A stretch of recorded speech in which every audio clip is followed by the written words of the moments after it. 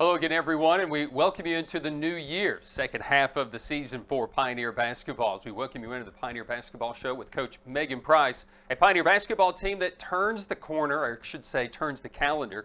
But it was interesting that the Pioneers end against Wingate and then open 2022 with Wingate, joined by Pioneer coach Megan Price. Let's go back to the pre-Christmas game at Wingate. We had a chance to talk about that, and I think more or less disappointing because we had a lead in that one, and Wingate came out in the second half and kind of forced us into some mistakes and some turnovers, mostly just missed shots. And I think that was the most disappointing thing after what a solid first half we had had. Yeah, and I think it's tough right now because we're battling so many different injuries. And at halftime, I didn't think our point guard was going to be able to play again.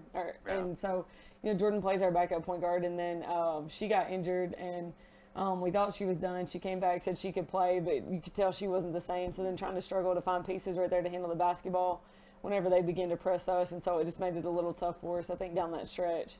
Coming off the two-game winning streak for the Pioneers, they fall to Wingate in that second half, 64-59 as the Bulldogs rally.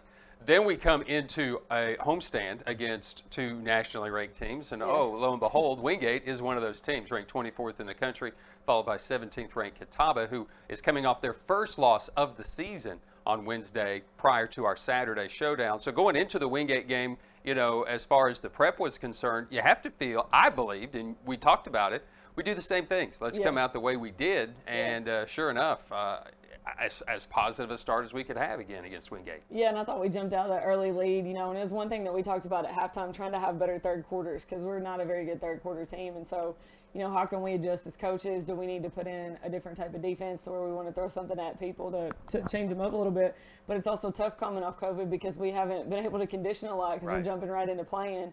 And then after you play, it's like, well, they need rest, and then we got to come back and bounce back again. And so with all of that being said, I felt like when we jumped out to that early lead, I thought we had them because it was home. And so it made it difficult down the stretch too, because I'm trying to remember, but I think was that the game that D fouled out, or maybe and so we struggled a little bit there because of that, and just rebounding down that stretch in the third and fourth quarter, so that made it tough for us too. It was an interesting thing. Troutman didn't go away like she did in game one. She showed her, what she's made of, her merit, especially in that fourth quarter, and that's what made it so difficult because we couldn't really find that matchup to defend her. Yeah, and we switched up how people guarded and who people guarded in that game.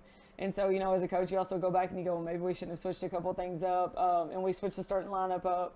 But, at the end of the day, you just got to get it done. And I think we're still lacking, that end of the third and then maybe a stretch during the fourth where we got to still figure out how to put 40 minutes together. So we've got Wingate, we've got Catawba. We'll show them to you back to back. So let's go ahead and roll the highlights. Wingate and the Catawba Indians as the Pioneers open up the two-game homestand to start 2022. And D. Sherman comes off a career-best game against the Wingate Bulldogs. But Hannah Clark scored 12 of the final, really 18 points of that contest to get that victory. And again, Coach, you come out to a really hot start. Yeah, and, it's impressive, watching even Bree take it to the basket right there.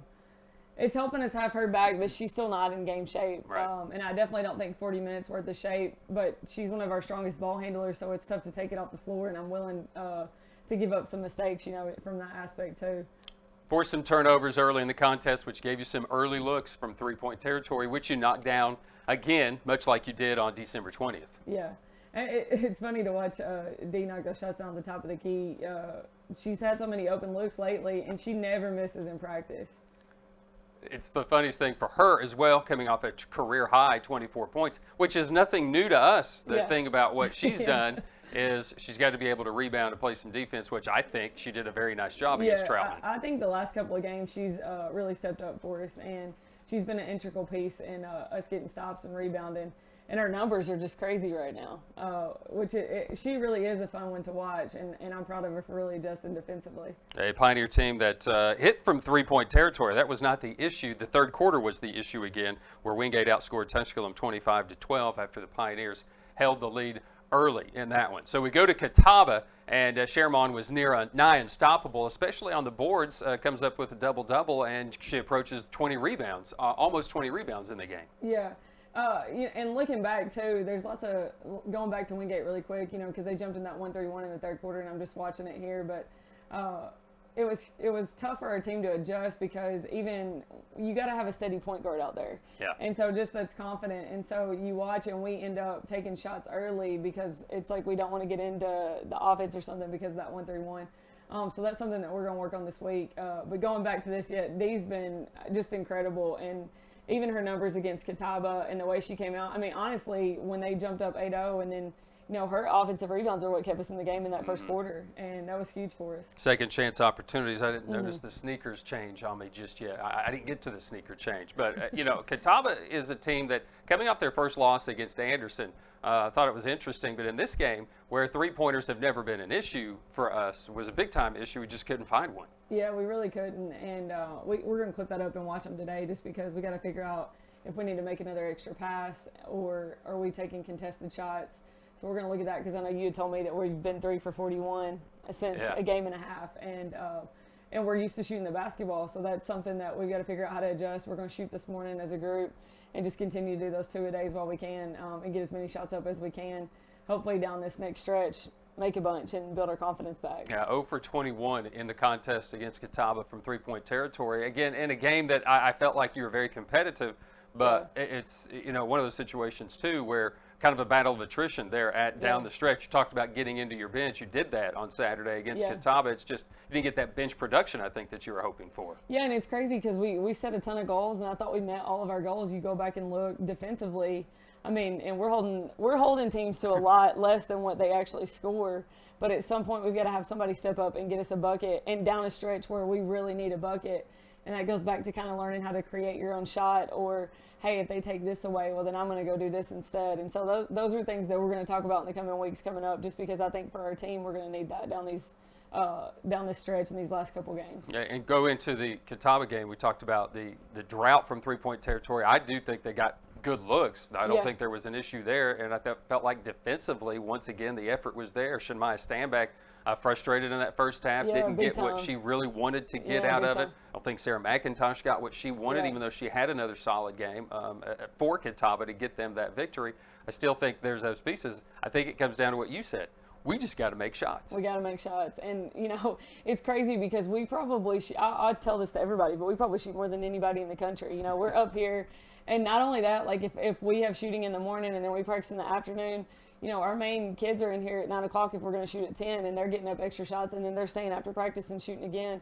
So it's just that confidence builder, and then being able to catch it under pressure and knock that shot down. So it's a whole different ball game instead of just, a standstill three where you're just hanging out and rebounding for friends or something like that, or a teammate.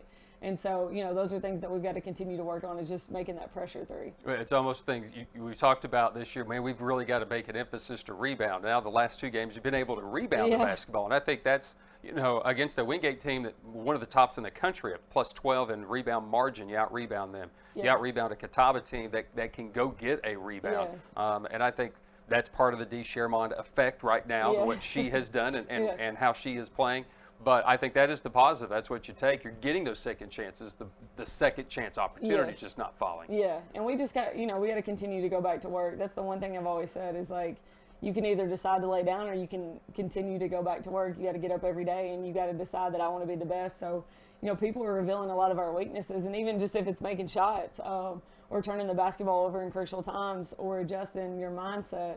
And so our mindset has to be to continue to get better every day, and that's something that I've been trying to preach to our group. So hopefully we'll jump into that this week and then get us a couple dubs. Out of Christmas, you deal with COVID. We didn't really talk about that. You brought it up. You didn't really say a whole lot about it, and I think it's so how it's affected everybody else. You see it affecting us right away. Plus the fact that we're a mash unit a little bit right now. You don't have some of the pieces that you want to have. Some of those pieces aren't 100%. I felt like it was a great effort by Jordan to come back out against and Catawba. She hasn't practiced, so that's the crazy part, because she's jumping in. I'm throwing her into a game, asking her to play big minutes and make big plays, and she practiced the day before non-contact, and then we're just throwing her out into the game. And so the battle with COVID makes it tough, just because it's hard to get back in shape and get that conditioning under us. And I feel like that's why we are having great first halves, but we're struggling in that second half. And so this last game, we tried to dip into the bench a little bit more. And so that, maybe Jay and Maya are only playing 30 minutes or 32 minutes. And we did that, and it's just we got to capitalize on those moments when we have other pieces come in. You see El Hutchinson starting the second half here, and the last two games we just saw Wingate and Catawba. And again, she missed all of last season, so she's still kind of getting back into basketball shape, COVID or not. Yeah, right. You miss a year, there's a lot there that's going on. Right. So again, there are still some pieces. So coming up this week, you've got Mars Hill and Coker. We go on the road, and I don't know. I mean, are you a coach that likes to kind of get away and just kind of get on the road where everybody's together? I'm a big road person. Yeah. I like to be on the road. I think it's just always, a game feel, getting on the bus and going somewhere else and giving them that like big time game feel.